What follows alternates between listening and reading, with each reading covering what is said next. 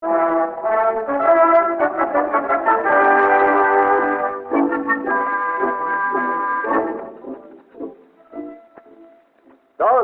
of Porthos.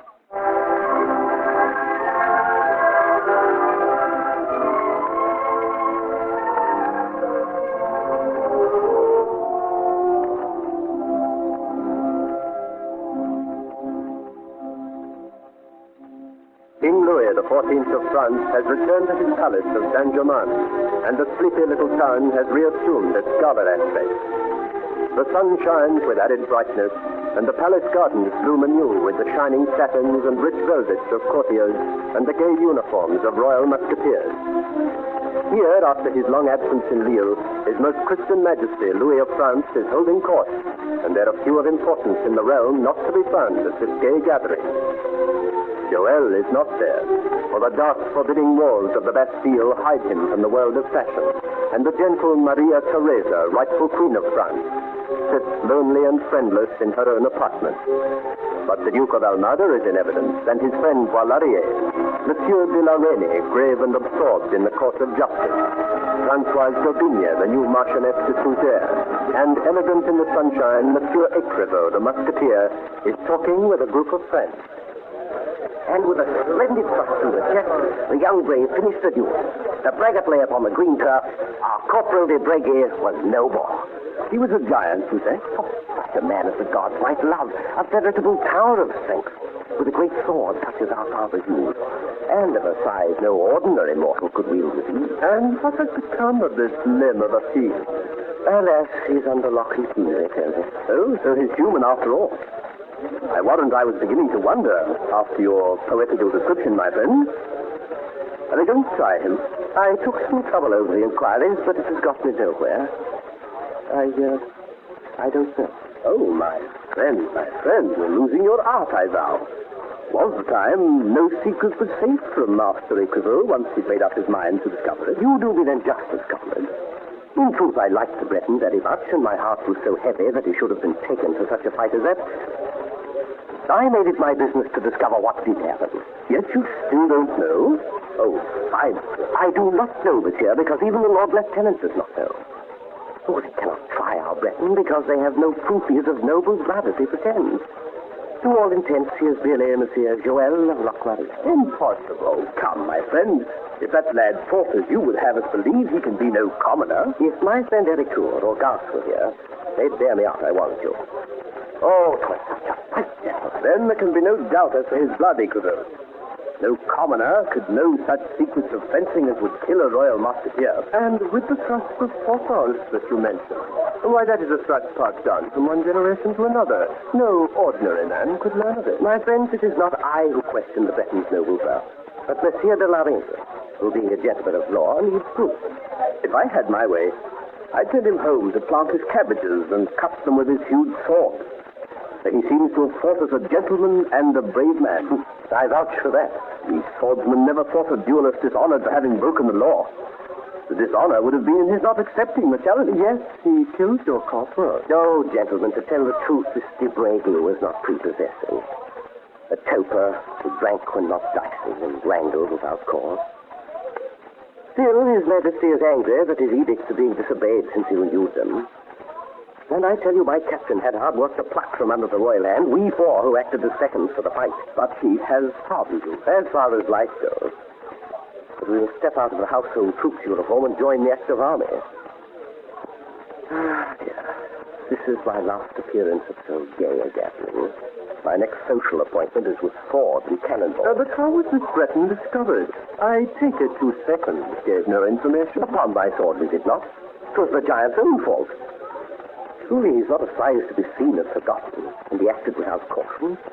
He has the strong man's scorn for skulking. No doubt he could hide if he wanted to. There's too much of it. Surely such a fighter as this Breton would have been more useful at the front with you and Ericourt than in the Bastille. Ah, but you cannot expect crowned heads to have logic like that in them, my friend. Nay, I fear our hero will be wasted in prison or the galleys, unless they shoot or hang him. In that case, he had better be done for at once. For upon my sword, though I've never clapped eyes on him, I'm beginning to like him. And I do not like my friends to suffer.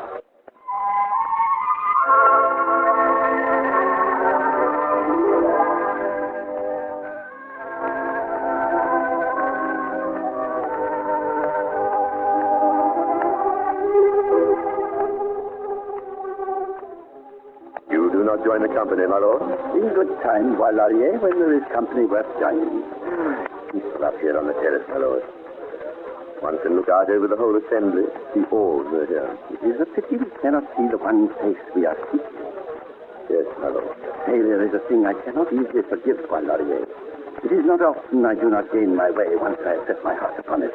And it irks me that a young and friendless girl should defy me in this manner. Alas, my lord, all our pack of sleuth hounds have been sent afield. The best has drawn blank. My man, Esteban, the most cunning knave that ever was, a rascal calling himself Captain Porthos, has a nasty cut to seek revenge for. Even Degray, the police spy, he, like all the others, has been plucked, baffled, and foiled to the top of his skill. Has your excellency reflected on this point? That Madame de la Bassetière, if I am to believe the reports at my side, frets not a bit over her young kinswoman's disappearance. From this, I imagine the old dame is not ignorant of where she is. You may be right.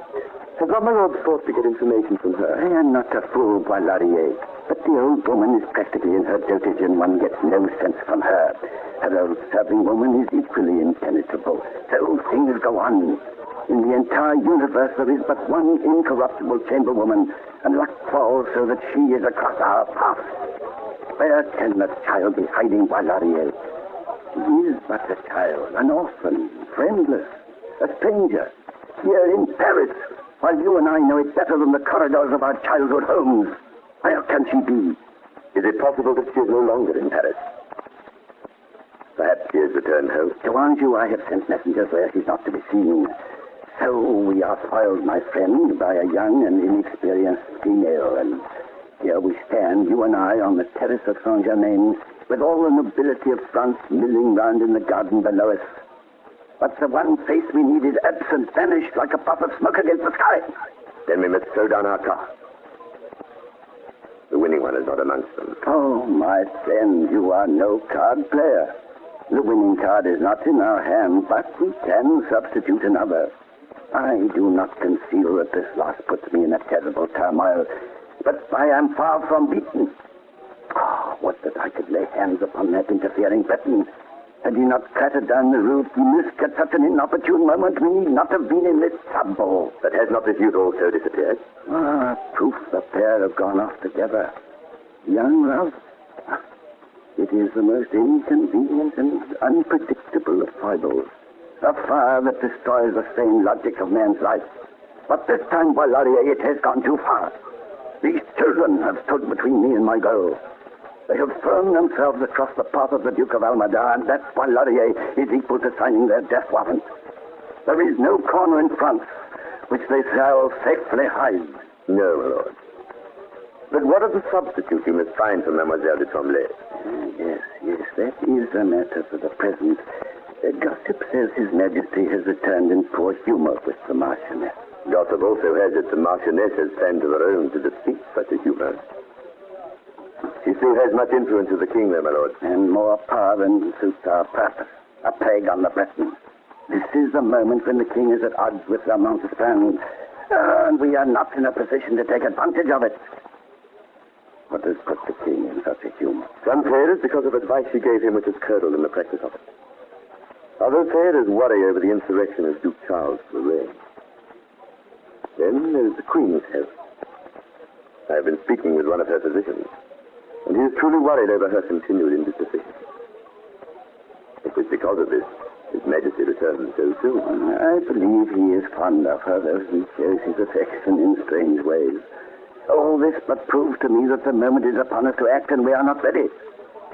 Though his mind in such a froth over so many things, a fresh and pretty face would prove a welcome distraction. But, my lord, even with Mademoiselle de Tremblay in our custody, if His Majesty is in so grim a mood, Louis of France is no friend of ours, my lord. We would be constrained to tread most carefully. You do me an injustice, Boilarier. Louis of France may hate with all his passions Aramis the Musketeer or the Bishop of Vannes, whom I once was. will not readily forget the part I played with Porthos by my side in disowning him. Nor the terms you and your comrades once extorted from his mother, animal. Yes. But the Duke of Almadar, my dear Poilarier, is quite another person. I represent the sovereign lord of Spain. If only I had the girl. But what is going on yonder? Why is that flocking to one spot? Did the king come forth? It is not yet time for Louis. I cannot see.